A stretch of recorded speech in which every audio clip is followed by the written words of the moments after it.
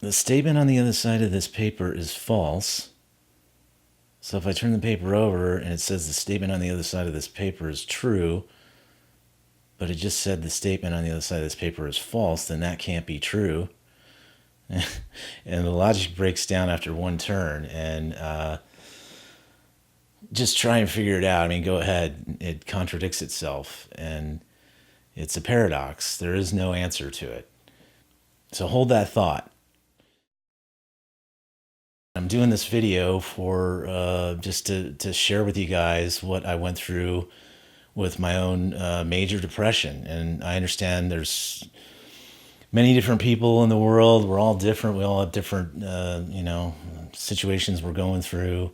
Could be a breakup, could be a job loss, could be just a regular funk you're in or whatever. But all the different reasons for depression, I understand, and I'm unique in my own way, and I had my own unique circumstances. But after 10 months of clawing my way back out of this major depression, I came to some conclusions that I think can be really helpful.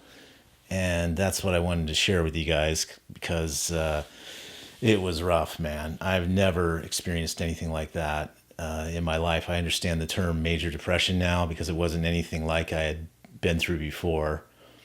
And I understand, people that feel that they can't go on because that's how I felt. And it was the first time I ever really considered that. And it was a rough time. So the fact that I made my way back out of it, I kind of fell into so many different things. That's why I'm like, it took 10 months, but just within the last 3 months, I was able to get a certain distance from it and perspective that helped me to put it all together in my mind and see like what actually cured, it helped me to cure myself and what actually I did to make that happen. So I think it's, something that if I share with you guys, you might be able to apply it to your own life, your own experience. First, I want to go over the causes of my specific depression so you know where I'm coming from and what happened to me specifically. So maybe you can relate to it, or maybe you can't, but you can find some kind of understanding where I'm coming from.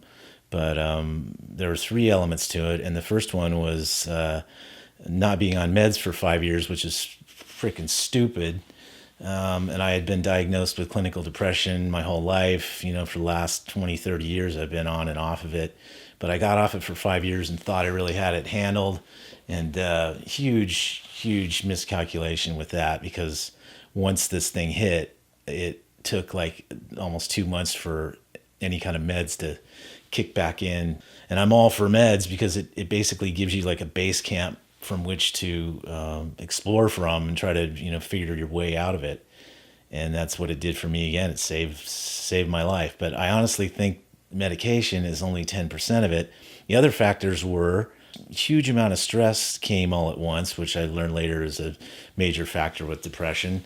So being off meds for 5 years and then this massive amount of stress came, and just without getting too far into it, we got audited. And I've never been audited in my life. And what they do when they audit you is basically just give you a bill for what you made over the last 3 or 5 years or whatever you. So they basically gave us a bill. They don't count for any deductibles that you took out. They just send you a bill and hope you never respond. And then these guys are ruthless, man. It's unbelievable. So I got a bill in the mail for $250,000 for the last 3 years. And it was really, really stressful. So, we started that fight and that went on for a good, through this whole period. And the other factor was another stressful thing about my career, which I've always been, trying to do better with. And I write short stories, and I've written a novel before, you guys probably know, but I've written short stories and submitted them to different magazines and like bigger magazines. And I got a bite from like a major magazine, like major. And that really fucked with my head. Basically you're so close. And so I spent like 6 months writing a new short story to hopefully have that accepted since I had a bite. They were interested. It's called a respectful decline is what they call it, where they're like, "Dear Tim, we really like your stuff, but keep trying, kid." And so I tried my ass off and just took everything I had to write this short story, and then it was like flatline, no response at all. They didn't even respond the second time. So that, along with the stress of taxes, first thing, a massive panic attack. I panicked. My career's dead, man. I'm going to jail for taxes and my career's dead. I mean, all that together without the meds, I basically, lost it. And it was rough. But the main problem that I had is that I was following my ego instead of my intuition. Now, I followed my intuition for years with my creative life, and I've, done a lot of records and written a lot of stories, and it's been the best part of my life. And not any commercial success, but success creatively. Even though I'm not sure where a lot of this stuff came from, so I can't take credit for it all. But that was reaching that intuitive higher self, those elements that you're not really sure where they come from, but it's a beautiful thing because it gives you, it gave me work that I'm proud of to this day. But for my everyday life and to manage my career, I had followed my ego, which was a freaking disaster. I mean, my ego is like the worst manager, is worse than that guy in Flight of the Conchords. I mean, it's just, it was unbelievable. The decisions I had made, I was convinced I had already tried that, I'd done that. Your ego's like sure of everything. How do you know you're following your ego? You're sure of everything. You know everything. You tried that, you tried this, you're going to do it this way, this is what you're going to do. You got a great new plan that's going to solve everything, and then nothing ever works out. That's how you know you're following your ego. And I followed that for years, and nothing ever worked out. Nothing ever worked out, except for my creative side. I was writing and, doing records and felt happy about that. But as far as the commercial end of it, being managed by my ego was the biggest, I should have fired that guy a long time ago. It was a freaking disaster. But following my ego for years got me, cornered into this position where it's the same as the beginning. That's why I brought up this paradox in the beginning, because your ego is based on logic. You think you're following logic. You think you're following rationality. We're all rational, right? We're all logical. And your ego is based on a lot of prior beliefs, what you think was logical, what you think was rational. And so you think and you are certain and you're going to do it this way, and that's how it goes, and don't do this, don't do that. You've already tried that. That won't work.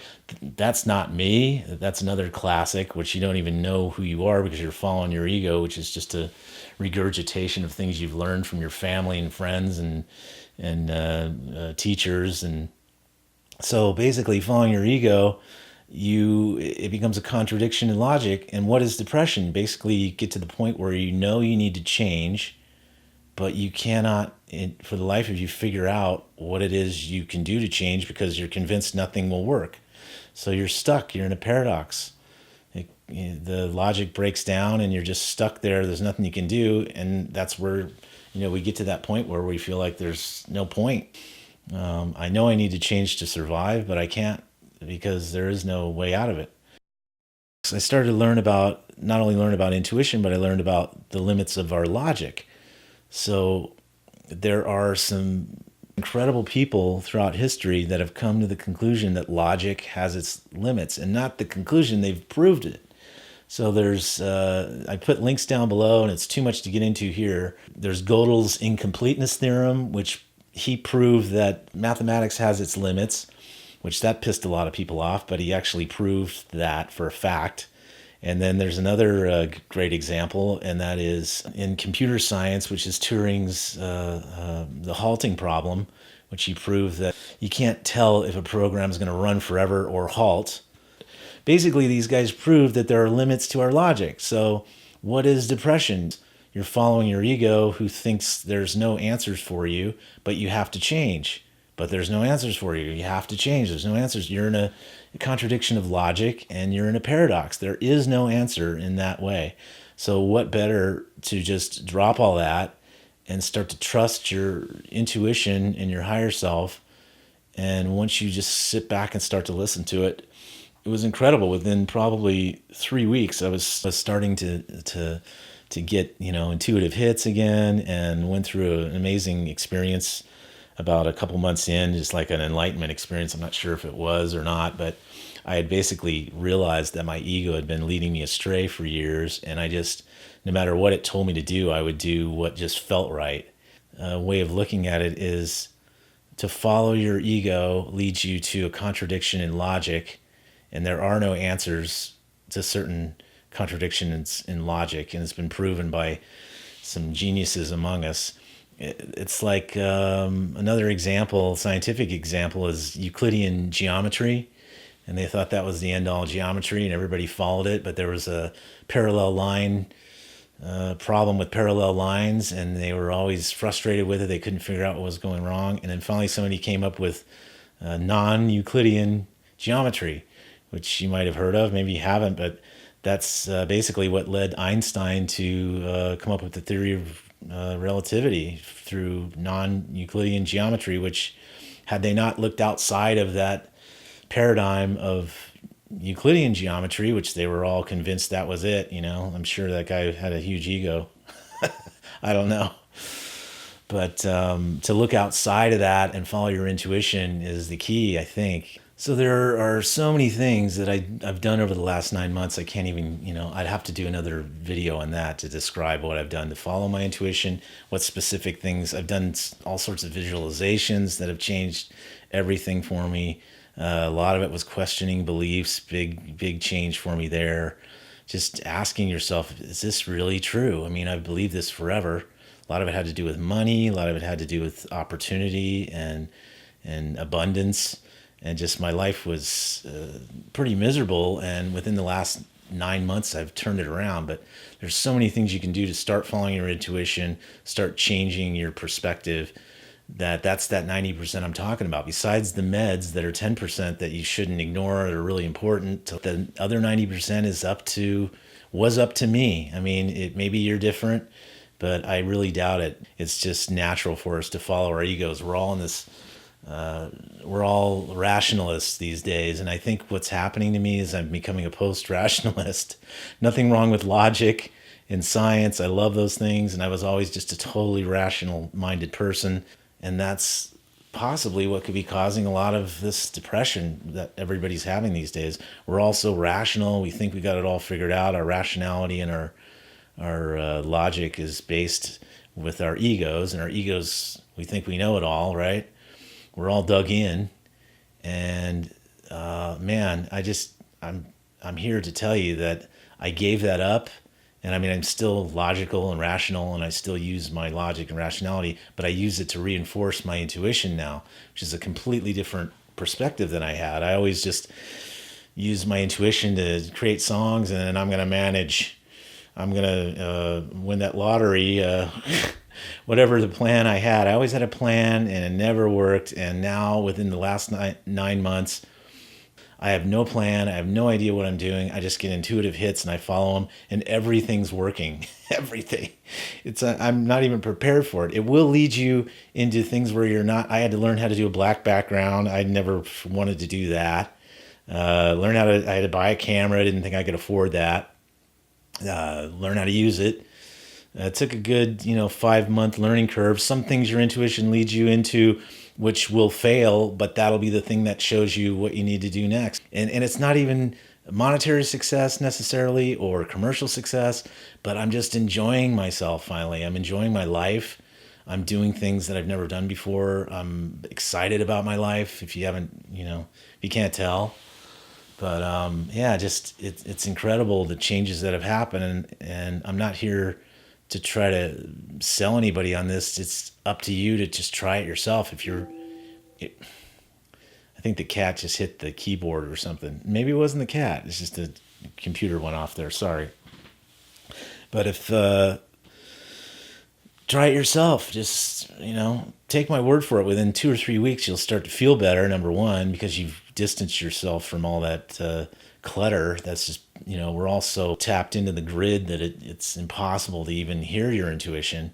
So I put links down below. There's a guy that I found, and he taught me about meditation, and that was the first video I found of his. But the guy's got hundreds of videos, and his name's Leo at actualize.org. He has a really amazing overview of personal growth and all the traps in it to watch out for, all the traps of the ego. We think we're so, who we are. We think we're entrenched in who we think we are. And this guy lets you know how much your ego is kind of deceiving you. So one other thing I wanted to add is that I realized that the fact that I might have clinical depression, and it's always like this taboo, you don't want to talk about it, which I'm sick of. I'm just going to keep, because there's no way of healing unless you can, admit that you have it. If everybody's trying to keep it a secret, we're not going to get anywhere that way. So, but what I realized is I've expressed these insights to a few people that I know that don't have like major depression, maybe get depressed once in a while, we're all human, but they don't have the drive to want to look into this. And I was in survival mode. I knew I was going to freaking die if I didn't do something. And I had done enough self-help in my life to know I could start at least somewhere to start to try to figure out what where I was going wrong psychologically. But the fact that I had such a hard time with this major depression led me in this direction to figure it out and to be able to share this with you. So, it's a blessing in disguise. The fact that it got so bad made me to change. I wouldn't have changed if it was just a mild, I don't know, I'm not happy, not really happy, which a lot of people are like that. They just live their lives and disillusioned, but not necessarily maybe have certain things they're happy about, certain things they're not happy about. But I think this would work for anybody with just a mild depression. They don't have to, or anybody that's just dissatisfied with their life. They're probably following their ego. We're all so obsessed with it, and we think we got it all figured out. We're all entrenched in what we believe. And that was the biggest thing, deconstructing those beliefs. I put that video down below of Leo's, and there's plenty of other people to learn from. I just like Leo. Man, just let me know. Leave your comments down below if you've ever been through anything like this, if you think I'm onto something here. So I think that's it. This was a tough one. I'm trying to sit here and think if I was trying to do it all in one take. There's no freaking way I could do it.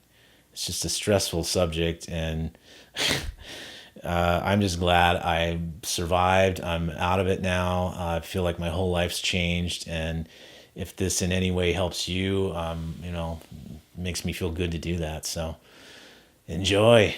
And some will say that time is like a well, turn it around and around.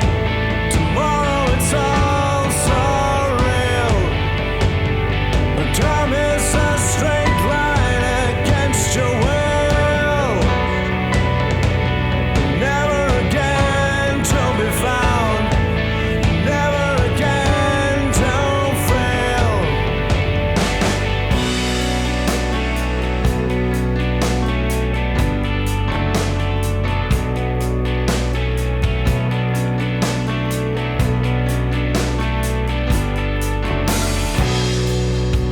And you build your life on the graves of the forgotten, justified by the things that they might have done. 1,000 years will pass by like one moment, and turn this wood to stone. And everything